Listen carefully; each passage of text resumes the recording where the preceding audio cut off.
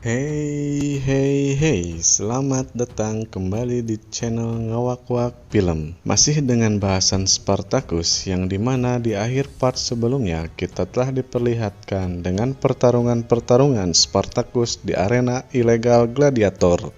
Dan lalu, seperti menolak takdirnya untuk mati, di sana Spartacus berhasil memenangkan semua pertarungan ilegal yang diadakan di lubang neraka. Di sisi lain, kini kita telah mengetahui bahwa Spartacus telah kembali dijadikan gladiator oleh Batiatus dan akan menjalani pelatihan dan pertarungan di arena kembali. Oke, tanpa berlama-lama, mari kita lanjutkan bahasan kita tentang series Spartacus. Pasang sabuk pengaman Anda dan subscribe channel kami, dan bahasan pun kita mulai.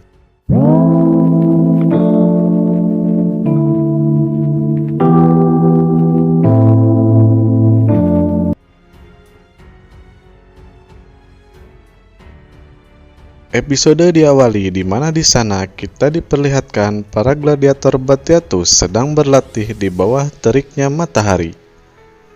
Lalu adegan berpindah di mana kini Batiatus sedang kepanasan dan menanti datangnya hujan dikarenakan ternyata selama ini tanah Capua tak dijatuhi hujan satu tetes pun, dan mengakibatkan seluruh daerah Capua dilanda kekeringan yang ekstrim.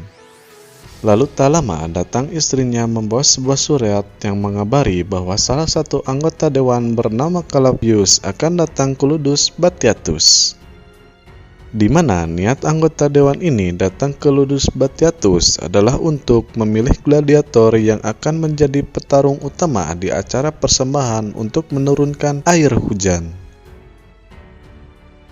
Dan adegan berpindah di mana kini kita diperlihatkan Asyur dan Barca sedang mencari informasi tentang siapa yang menjadi majikan budak yang berniat untuk membunuh Batiatus di lubang neraka. Pencarian kedua anak buah Batiatus pun membuahkan hasil dikarenakan Asyur berhasil mengkorek informasi dari salah satu pedagang pasar yang ternyata mengetahui tentang tanda tato itu. Lalu adegan berpindah kembali ke Ludus yang dimana di sana Batiatus dan sang istri sedang menunggu Calavius untuk datang mengunjunginya. Tak lama datanglah sang dewan ke kediaman Batiatus. Namun ada hal yang membuat Batiatus mulai tak menyukai situasi ini. Dikarenakan sang dewan ternyata tak datang sendiri ke rumah Batiatus. Sang dewan membawa turut serta Solonius ke sana, yang dimana Solonius adalah salah satu rival Batiatus di tanah Capua. Lalu tak lama mereka bertiga pun berunding tentang acara yang akan datang, yang dimana di acara itu ternyata Calavius berniat mendatangkan salah seorang gladiator legenda yang bernama Theocles. Theocles adalah seorang gladiator yang tak pernah menderita kekalahan sekalipun dia harus melawan 100 orang gladiator di dalam arena. Calavius berniat untuk membuat pertarungan antara Theocles dan gladiator Batiatus. Dan yang paling mengejutkan, Calavius meminta Batiatus untuk menyiapkan Spartacus dan Crixus, yang artinya Calavius berniat untuk membuat pertandingan 1 melawan 2 antara Theocles melawan Crixus dan juga Spartacus. Lalu adegan berpindah di mana Asyur dan Barca telah memberitahu bahwa tanda tato di tubuh budak yang menyerang Batiatus adalah milik seorang pedagang budak dari luar daerah Capua. Dan tak lama Batiatus kembali memberi perintah kepada mereka untuk segera membawa pedagang budak itu. Lalu adegan kembali berpindah di mana di sana memperlihatkan bahwa ada seorang budak wanita Batiatus sedang memberikan air untuk Crixus. Dan nampaknya wanita itu dan Crixus saling menaruh perhatian cinta di antara keduanya. Dan lalu saat Crixus kembali ke kamarnya, di sana nampak Spartacus telah menunggunya untuk berunding tentang bagaimana cara untuk membunuh Theocles. Namun ternyata Crixus tak menginginkan itu. Crixus malah mengusir Spartacus untuk pergi dari ruangannya. Lalu adegan berpindah, kini diperlihatkan bahwa Lusrita tak setuju dengan dipilihnya Krixus. Karena menurutnya ini hanyalah misi untuk membunuh Krixus yang dikarenakan menurutnya pula tak mungkin untuk bisa mengalahkan Theocles. Di sisi lain mungkin karena Lusrita tak mau kekasihnya mati di arena melawan Theocles. Lalu adegan berpindah di mana di sana Spartacus dan Krixus sedang berlatih bersama untuk mempersiapkan diri. Namun tetap saja mereka tak bisa disatukan untuk menjadi tandem di pertarungan yang akan datang. Selagi mereka berlatih, di sana nampak Lytia sedang memperhatikan mereka, terutama Krixus yang nampaknya Lytia menyukai Krixus sama seperti Lusrita menyukai Krixus. Lalu adegan berpindah yang dimana kini mereka berdua dipanggil Domina untuk menghadapnya. Dan tak lama datang Batiatus memanggil Spartacus untuk berbincang. Selagi mereka berdua berbincang, datang Asyur memberitahukan bahwa mereka telah berhasil membawa pedagang budak yang menjual budak untuk menyerang Batiatus.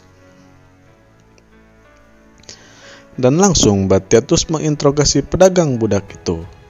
Dan didapati bahwa yang menyerang Batiatus adalah Opidius sang rentenir dan sekaligus sepupu anggota dewan yang sekarang akan mengadu Theocles melawan Krixus dan Spartacus. Lalu adegan berpindah di mana kini diperlihatkan kembali latihan antara Krixus dan Spartacus. Namun sekarang Doktore memperlihatkan semua bekas luka yang diterima saat ia bertarung melawan Theocles. Dan nampaknya hal itu dapat membuat mereka berdua menjadi partner yang baik. Lalu adegan berpindah di mana kini memperlihatkan Batiatus sedang menyerang kediaman Opidius. Batiatus berencana membalaskan dendam karena Opidius telah berniat menyerangnya. Namun ternyata otak dari semua penyerangan ini adalah Solonius, yang dimana Solonius menyuruh Opidius untuk membunuh Batiatus dan imbalannya adalah Solonius akan melunasi hutang Batiatus kepada Opidius. Dan lalu datang Barca membunuh Opidius dan Batiatus memerintahkan untuk membakar kediaman Opidius dan membunuh anak kecil Opidius.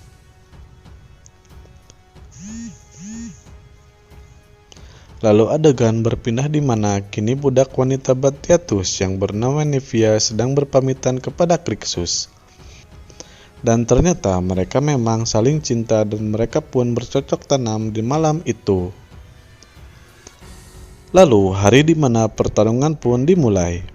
Kini diperlihatkan Spartacus dan Krixus memasuki arena. Namun sebelum pertarungan dimulai, di atas balkon nampaknya penyerangan kepada Opidius telah diketahui oleh Calapius. Namun nampaknya Calapius belum mengetahui bahwa Batiatuslah yang menyerang Opidius. Lalu pertarungan pun dilanjutkan dan sekarang Theocles sang legenda telah memasuki arena. Masuknya Theocles ke arena membuat semua orang tak bisa berkata-kata, bahkan awan pun seketika menjadi mendung. Lalu dimulailah pertarungan mereka. Pertarungan Spartacus dan Krixus nampak sesuai rencana. Mereka berdua nampak bisa bertarung menjadi kesatuan hingga mereka berdua mampu memojokkan Theocles dan menumbangkannya. Dan lantas membuat semua penonton bersorak untuk kemenangan Spartacus dan Krixus. Namun seketika semua terdiam melihat ternyata Theocles masih bisa bangun dan ternyata Theocles hanya bermain-main. Dan kini saat Theocles mulai serius nampak sekali membuat kesatuan yang awalnya bagus antara Spartacus dan Krixus menjadi kacau balau. Hingga datang sebuah serangan dari Theocles mampu menumbangkan Krixus hingga sekarat. Namun saat Theocles akan membunuh Krixus, tiba-tiba Spartacus menyerangnya. Hingga Theocles pun teralihkan perhatiannya. Dan dengan kesadaran yang hampir hilang, Krixus meraih helmnya dan membantulkan cahaya matahari hingga membuat mata Theocles menjadi silau. Spartacus yang tahu akan hal itu tak menyia-nyiakan kesempatan itu dan langsung menyerang Theocles. Hingga akhirnya Spartacus bisa membunuh Theocles. Dan kemenangan Spartacus pun dimeriahkan oleh langit yang seketika menurunkan hujannya. Semua orang bersukacita dan meneriakkan namanya. Dan lalu episode ini pun selesai. Terima kasih sudah menonton video kali ini. Like jika kalian suka dengan video ini dan bagikan ke teman-teman kalian.